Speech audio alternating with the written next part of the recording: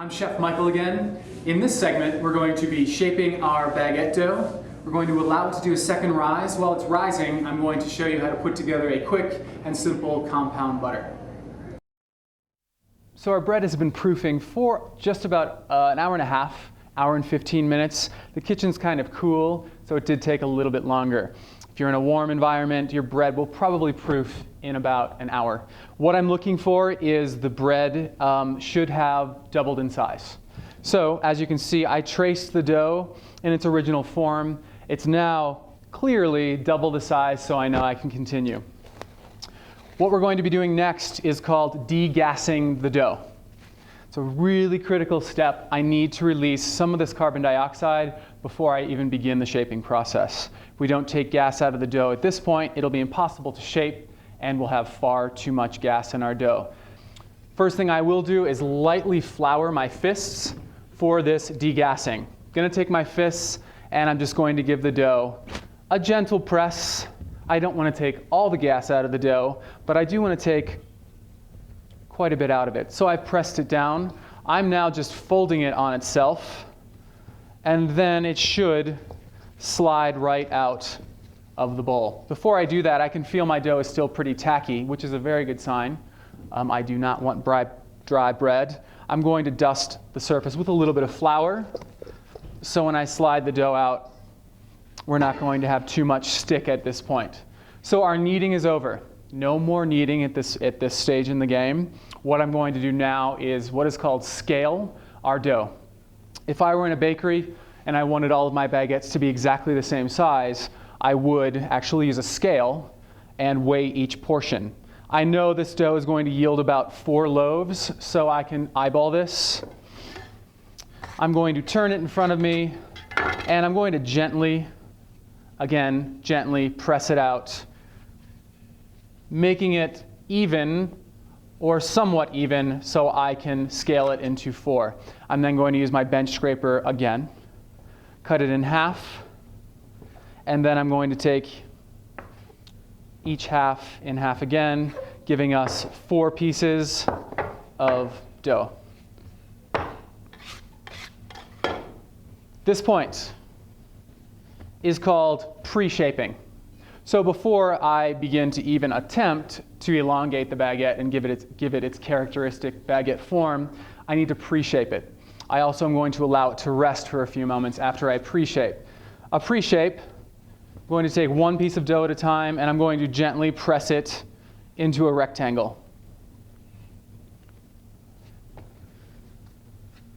As you're working with one piece of dough, make sure you're going to take a clean kitchen towel and cover the other pieces of dough. Any dough left exposed to the air too long will actually form a bit of a skin, so we want to avoid that. Once I have a rectangle, I'm going to take the half of dough that is furthest away from me and fold it over. When I'm doing this, I'm using my hands almost like paddles versus getting in there with my fingertips. I want to, at this point, make sure I'm not taking too much gas out of the dough. So I did one turn using my hands as a paddle. I will then, again, turn the dough onto itself, giving it a second turn. I'm going to gently press it back into what looks like something like a rectangle. That dough is now going to rest. So I'm going to move it aside, and I'm going to do the exact same thing with the other pieces of dough. Because I've manipulated the dough, the gluten that we worked very hard to develop by the kneading needs to rest. Otherwise, if we did not allow this to rest, we would try to elongate our baguettes and it would resist, just keep shrinking back because of the elasticity in the dough. These are going to rest for about 5 minutes, and then we'll continue on with the final shaping. What I'm going to do now is take the first piece that I did the shaping to pull it forward, and again, it's in this rectangle shape still. I want to, at this point, only do one fold and be really delicate at this point with your folding. I don't want to take too much air. I also don't want it to make a flat baguette. The baguette should be round, so I'm going to try to keep it round in this final shaping process. This is where my thumb comes into play. So I'm actually going to take the dough. I'm only folding it once onto itself, but I'm going to use my thumb in combination with my fingers and fold it over onto itself. This is actually, I'm pulling the dough from the bottom up over the top, and I'm not pressing my fingertips down into the dough. Once you have folded it onto itself, you can take this portion of your hand and seal the dough. I'm going to look for a seam, and I see a clear seam that's facing me. I want to then roll the dough on top of that seam, and I'm going to start elongating the dough, paying attention to my seam. At this point in time, focus on trying to keep your baguette as even as possible. As I get toward the end, I'm actually going to start very gently pinching or closing up the ends of the baguette. It needs to sit on top of that seam as it's doing its final proof or its second rise, so it doesn't start to open up. We need the weight of the dough holding the seam closed.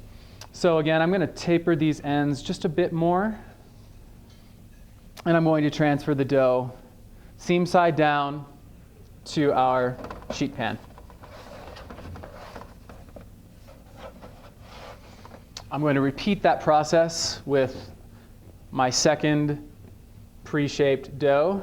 Now that I have all 4 of my baguettes waiting to double in size once again, or they need to do their second proof, I'm going to slide them inside a bag that's specifically made for this size of a sheet pan. You could certainly use plastic wrap at home,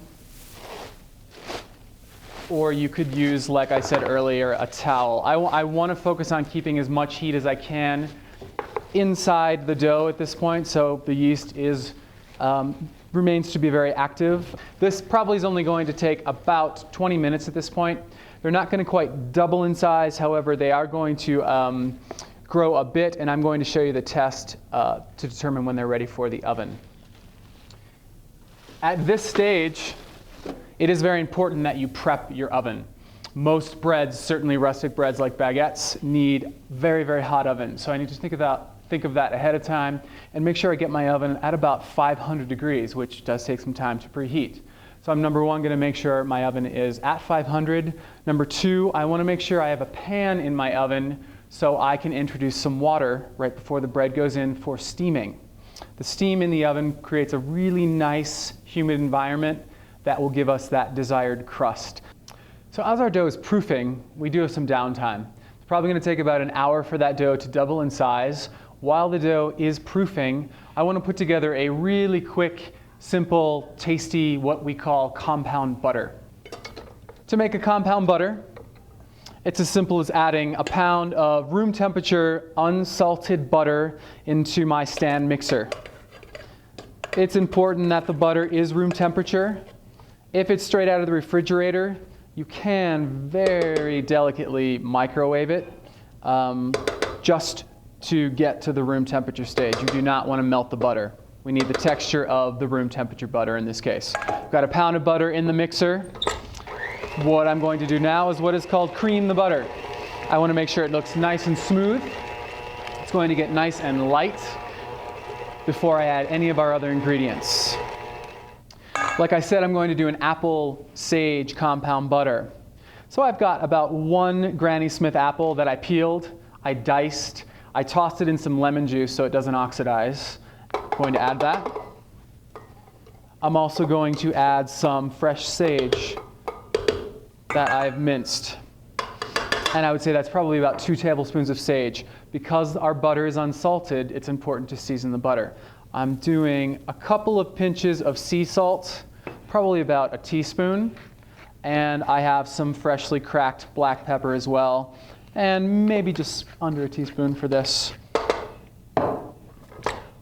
All I'm looking to do at this point in time, I've already done the creaming, I just want to incorporate our ingredients. That concludes our second segment. In our third segment, we're going to be scoring our baguettes, baking our baguettes, and testing for doneness.